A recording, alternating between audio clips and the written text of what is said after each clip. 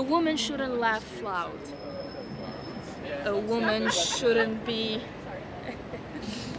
A woman shouldn't be spectacular. A woman should not have a very strong personality. A woman. Is this patriarchal? You're saying that this is what it feels like in Syria. Yes, in Syria, being raised in a traditional Middle Eastern society.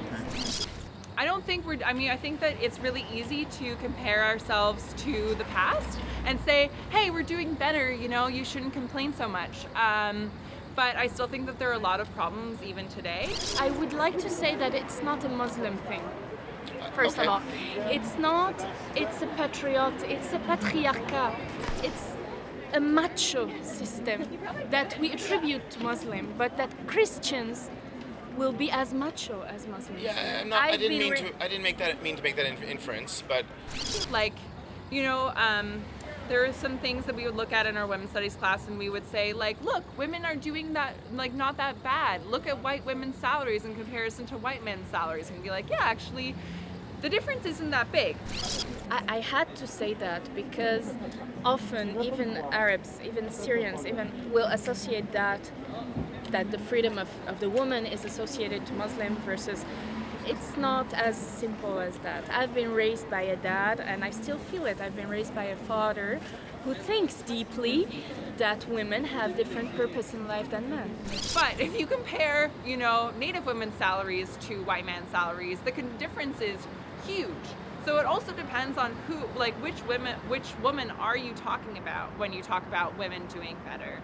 When I took a class, it was a sociology class, and it pretty much showed me if everybody was because I can't really relate to just being black, I can't really relate to just being Filipino, but in society, nobody has it harder than a black man other than a black woman. Unfortunately, even though we say there's equality, it's not really true. And I think kind of everybody's guilty of that type thing. You're talking about class more than race, or either way? Everything goes together, disability, race, class. If you talk about sexual violence, for instance, disabled women are so much more likely to experience sexual violence than any other type of woman. And that rate isn't going down, that rate's steady. We aren't a lot of the time talking to the most marginalized populations. Yeah, more people on the street just openly try to pick me up.